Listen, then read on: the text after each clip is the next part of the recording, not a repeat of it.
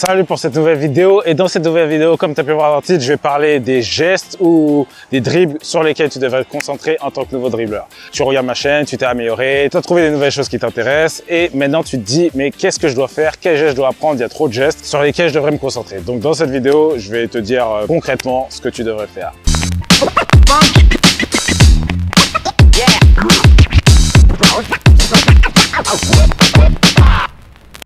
Ok, comme je l'ai dit, sûrement tu te dis qu'est-ce que je devrais faire en tant que nouveau dribbleur, enfin en tant que joueur qui essaie de dribbler, sur quel dribble je devrais me concentrer, et c'est très simple. Ça sert à rien d'apprendre tous les gestes de la chaîne, ça sert vraiment à rien. J'ai fait plein de gestes sur la chaîne pour que tu choisisses ceux que tu aimes, parce que tout le monde aime des gestes différents dans différentes situations. Personne n'est identique, donc personne n'est pareil. Donc on a tous notre préférence face à certains gestes. Moi personnellement, quand je suis arrêté, j'aime bien la virgule. Parce que Ronaldinho, c'était mon joueur préféré. Ronaldinho, quand il était arrêté, il faisait la virgule. Et maintenant, il y a d'autres joueurs qui font d'autres gestes quand ils sont arrêtés. Neymar, il a son démarrage. Mbappé, il a son geste aussi. Messi, il fait d'autres gestes aussi. Donc, ça dépend des joueurs. Chaque joueur a sa préférence. Toi, en tant que joueur, tu auras aussi tes préférences. Et c'est la raison pour laquelle j'ai fait tellement de gestes sur différents joueurs. C'est la raison pour laquelle j'ai fait les gestes de Cristiano Ronaldo, les gestes de Léo Messi, les gestes de Neymar, les gestes de Ronaldinho, les gestes de R9, les gestes de Mbappé. En fait, il y en a pour tous les goûts. Donc, si ton joueur préféré c'est Messi, vraisemblablement tu vas choisir un geste ou des gestes que Messi fait. Si ton joueur préféré c'est Ronaldinho, vraisemblablement tu vas choisir des gestes que Ronaldinho faisait. Maintenant, il y a des joueurs qui sont hybrides. Par exemple, un joueur comme Mbappé, si tu remarques sa manière de jouer, elle est un peu tirée de plein de joueurs. Par exemple, lorsqu'il est arrêté, il fait quelque chose comme ça. Ça, c'est un geste qui est beaucoup inspiré de Cristiano Ronaldo. Cristiano Ronaldo, il faisait un geste pareil, mais sauf qu'il la tapait pour que la balle elle reparte dans l'autre sens.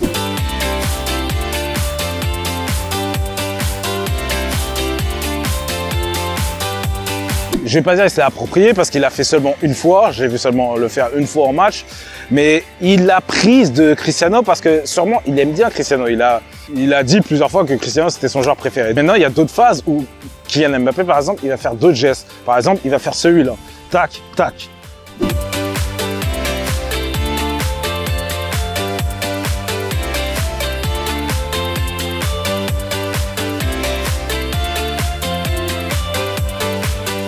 On peut dire que c'est Cristiano aussi qui le fait, mais Cristiano le fait différemment. Comme j'ai dit, Cristiano roule le ballon et ensuite fait une CR. Mbappé, quand il l'a fait, il fait plus une Cruyff. Donc, ça ressemble plus au geste de Neymar. Mbappé aussi, je l'ai vu, quand il est arrêté, faire un geste comme ça, comme si c'était démarrage à Neymar.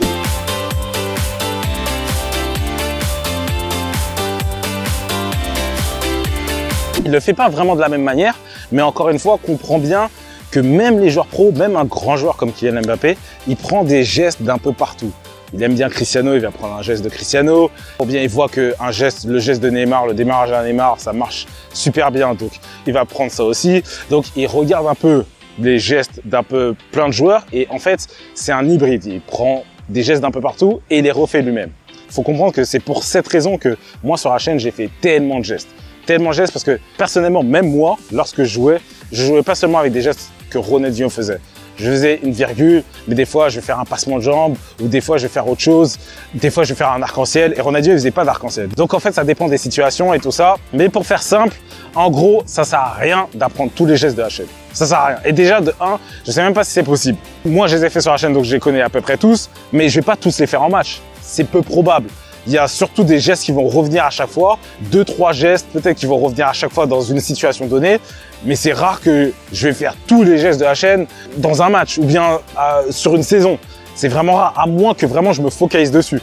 Donc c'est pour ça que tu dois vraiment prendre un geste pour chaque situation. Vraiment, moi je te conseille de prendre un geste pour chaque situation, au maximum 3 par situation et de les maîtriser totalement. Les situations basiques que tu devrais entraîner ou que tu devrais couvrir sont lorsque le défenseur est arrêté, lorsque le défenseur vient vers toi et lorsque le défenseur est en train de reculer. Ça, c'est les situations basiques que tu devrais couvrir. Choisis 3 gestes qui marchent lorsque tu es arrêté. Même pas 3 maximum, 2, ok? On va dire 2 maximum. Tu apprends 2 gestes maximum, un qui part à droite, un qui part à gauche, ok? Maintenant, celui qui part à droite, Tu choisis dans le sens que tu vas partir sur ton pied fort et celui qui part à gauche, tu vas choisir dans le sens qui part sur ton pied faible. Et ça, tu fais ça pour chaque situation. Donc, tu fais ça lorsque le défenseur est arrêté aussi. Tu fais ça aussi lorsque le défenseur vient et se jette sur toi. Et tu fais ça aussi lorsqu'un défenseur est recule. J'ai fait des vidéos justement sur ces situations-là et je t'ai donné 5 gestes, par exemple, lorsque tu es arrêté, 5 gestes lorsque, par exemple, le défenseur recule. J'ai pas fait 5 gestes lorsque le défenseur il vient vers toi. Parce que lorsque le défenseur il jette, c'est la situation la plus facile dans laquelle tu peux dribbler. Parce que lorsque le défenseur il jette sur toi, il est très vulnérable puisque il vient vers toi. Donc, tu as juste à attendre qu'il arrive à ta distance de sécurité, tu fais une feinte et tu pars de l'autre côté. J'ai plus tendance à croire aussi lorsque un joueur veut commencer à dribbler, de lui rappeler que lorsqu'un joueur se jette, c'est à chaque fois l'espace qu'il a laissé derrière lui et si tu as l'espace à gauche ou à droite qu'il faut analyser très rapidement. Et en fonction de cet espace-là, par exemple, je fais un exemple simple. Un joueur se jette vers moi et j'ai pas d'espace ici parce qu'il y a un défenseur qui couvre ce côté-là, mais j'ai de l'espace ici. Donc, je vais pas pouvoir faire une feinte et partir sur mon pied fort parce que il y a un défenseur qui est déjà ici. Je vais m'enfermer. Au lieu de ça, j'ai reconnu la situation très rapidement et je fais ça et je pars de l'autre côté. Pour moi, ça c'est des choses qui sont basiques. T'as pas besoin vraiment de faire de gestes techniques dans cette situation-là. Lorsque tu as un défenseur qui se jette sur toi, tout ce que tu as besoin de faire, c'est de le feinter pour qu'il aille d'un côté et toi tu pars de l'autre.